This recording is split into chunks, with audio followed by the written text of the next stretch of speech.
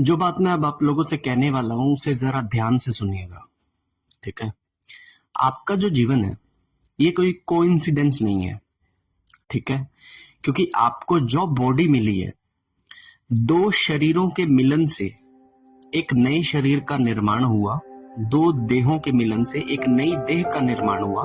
जब आपके माता पिता ने संभोग किया तब एक नई देह की रचना हुई और उस देह के अंदर, उस पिंड के अंदर आपकी आत्मा को डाला गया।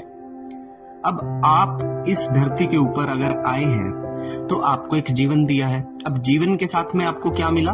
मृत्यु।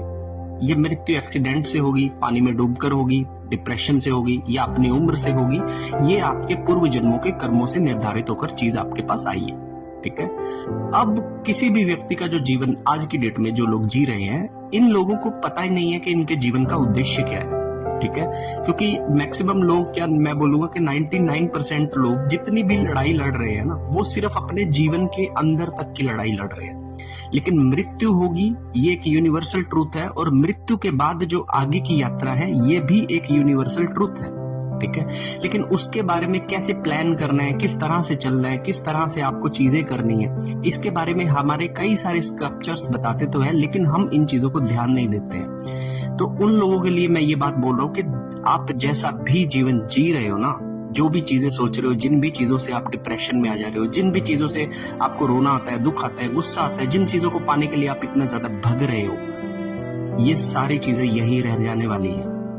ठीक है। और यहां से अगर कोई चीज साथ में जाएगी तो वो मात्र आपकी एक चेतना है, क्योंकि जो आपको गर्भ में छोड़कर गया था वो ही आपको शरीर में अंत समय पर लेने के लिए आएगा। तो भैया उसके लेके आने से पहले अपनी सोच को सुधारो, काम, क्रोध, लोभ, मोह, अहंकार से निजात पाओ, अपने जीवन को अच्छी दिशा में ले जाओ। क्योंकि जिस दिन ये जीवन खत्म हो गया ना, फिर आपको दोबारा दूसरा मौका नहीं मिलेगा। अब आप कितना पैसा कमा लो, पत्नी कमा लो, बच्चे कमा लो, सब यहीं पे रह जाने वाला है बॉस। तो ऐसी ऐसी मिथ्या चीजों के लिए, ऐसी मटेरियलिस्टिक चीजों के पीछे भागना, रोना धोना, ये सब बंद करो भाई, और आगे चलो अपने जीवन में।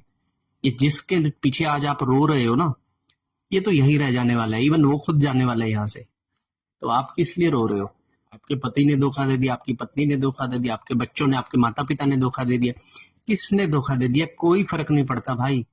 बहुत सारे लोग यहाँ से ऑलरेडी जा चुके हैं, और अब आगे तुम्हारा नंबर भी आज नहीं तो कल आना ही है। तो क्यों ना अपने जीवन को उस तरीके से जिया जाए। मैं आशा करता हूं कि मेरे सबकॉन्शियस से निकली बात आपके सबकॉन्शियस के अंदर जाए। हर हर महादेव।